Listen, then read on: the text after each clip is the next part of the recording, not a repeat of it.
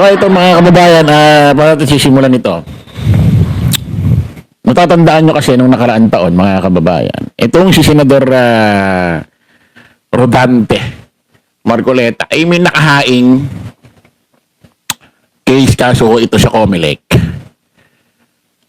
Di ba? Kasi nga, ay noong siya ay miyembro ng House of Representatives, congressman siya that time, at habang nangangampanya siya, congressman siya kasi taga-congress siya, tatakusan ng pagka-senador. So habang nangangampanya siya, senador, ano rin siya. Habang nangangampanya siya ng pagka-senador, siya ay congressman. Correct?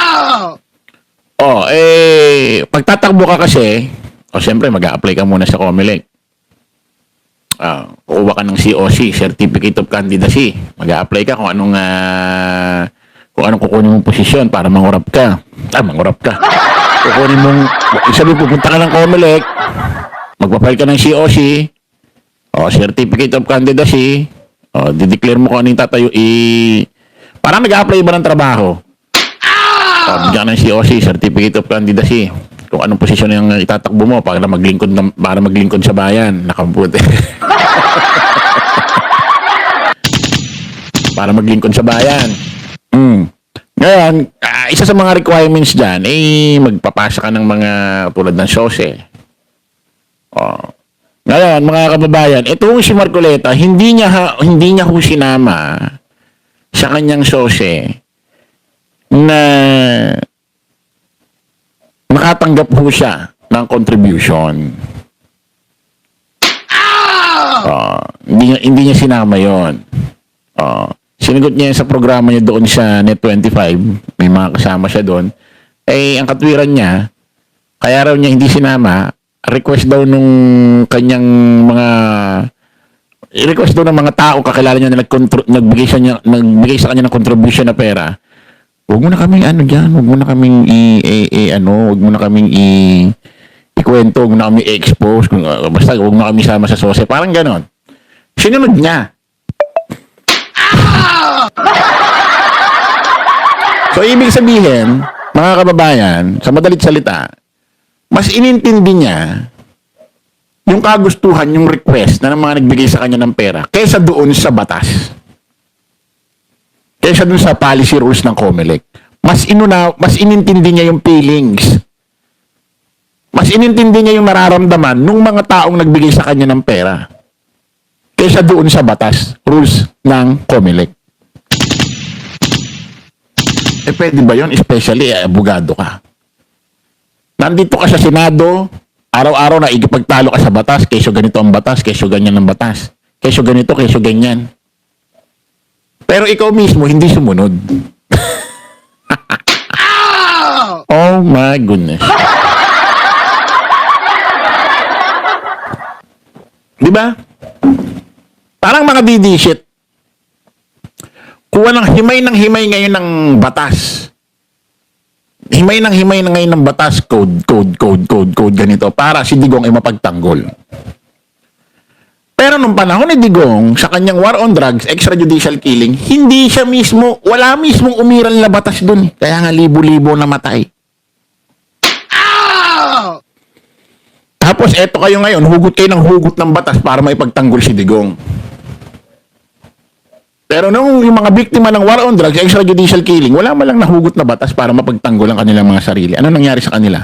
Mga nagsimatayan. Nakuha niyo yung logic? Ganyan ho ang mga utak nila. Parang ngayon yan, parang ito ngayon si Marcoleta. Nasa Senado, hugot ng batas, kukuha ng hugot ng batas, huhugot ng batas, para maipagtanggol yung isyong gusto niyang itapik. Pero sa mismo, hindi sumunod sa batas. Abogado ka eh. Alam mo sa sarili mo na bawal yon. At ang nakakapagtaka doon, bakit hindi mo matiis na hindi tanggapin? Wala bang pera? Diba? Halimbawa, yung time na yun, diba, so representative ka, may magbibigay sa'yo ng contribution. Ito, pera, gamitin mo sa pagkasenador mo kasi tatakbo ka, diba? Ano ba yung sabihin mo? Hindi ko pwedeng tanggapin yan. Ayoko. Pwede naman yun. Diba? Eh, ba't di mo natiis? Yun ang tanong. Baka malaki masyado, no? Nakakainayang. Ngayon, meron siyang kaso ngayon sa Comelec. Ngayon, anong petsa na? Wala akong nangyayari. Walang nangyayari, walang update kung anong nangyayari. Ngayon, mga kababayan, yung huling baliktakan nila ni Senador Panfilo Lacson, yung chairman ho ng Blue Ribbon Committee, binanggit niya yung Lacson.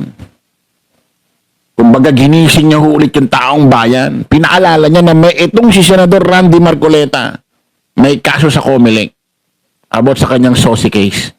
Naalala ngayon ng taong bayan. Siyempre, Panfilo Lacson, chairman ng Blue Ribbon Committee, pinick up ng mga mainstream media yung sinabi niya about sa Sosi case, anong update na, naalaman ngayon ng Comelec. Naalog, nauga, nayanig.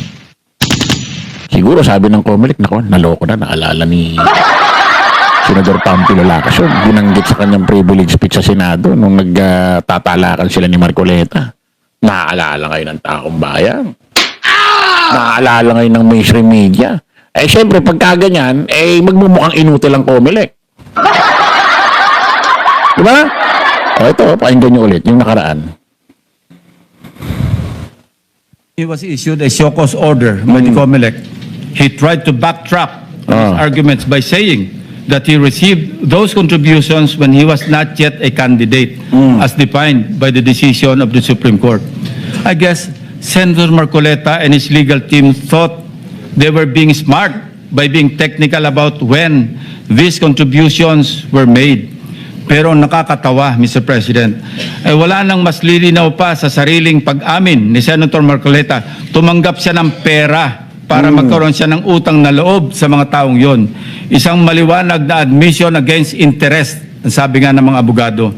Bilang isang abogado, dapat alam ni Senator Marcoleta na dahil dito ay shoot siya sa balde sa kasong indirect bribery under Article 211 ng Revised Penal Code dahil member siya ng House of Representatives ng panahon na yon.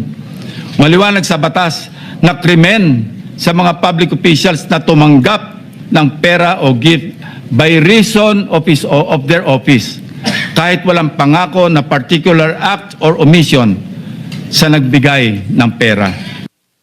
Ayan ha. Ang liwanag ho, mga kababayan ha, according kay Senador Panfilo Lacson. Kumbagay, kahon na kahon ho rito si Senador Marcoleta. Inamin niya pa na talagang tumanggap siya eh. Kasi nung una hindi niya inaamin eh. Hindi niya dineclare sa Comelec eh. Tapos bigla niyang inamin. Katwiran niya eh, sabi daw ng mga nagbigay sa kanya ng contribution na pera, wag mo nang ano yung pangalan namin. Wag mo nang iano sa Sosi. Ibig sabihin, kahit ang patakaran, i-declare mo, ang sinunod mo, yung inutos sa'yo. Tama ba yung gano'n? Iintindihin mo yung mararamdaman nung nagbigay sa'yo ng contribution kaysa doon sa policy rules ng Comelec na turingang abogado ka. So, mali. At saka kung mamaduhan ka, dapat sa edad mo yan, tanda mo na. Abogado ka pa. Isipin mo, binigyan ka ng contribution, tapos minanduhan ka. Ano yun? Diba? Nagbigay kayo ng contribution. Ngayon, kung i-declare ko kayo sa Sosi, nasa akin na yun. Ngayon, kung ayaw nyo, huwag kayo magbigay. Bakit sinunod, ba't ang inintindi mo yung feelings nila, yung nararamdaman nila siya?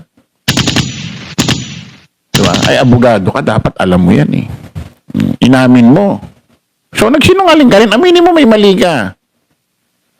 May mali ka, kahit anong gawin mong katwirang palusot, alam mo may mali. Hindi pwede, hindi mo alam, abogado ka eh. Alam mo may batas eh.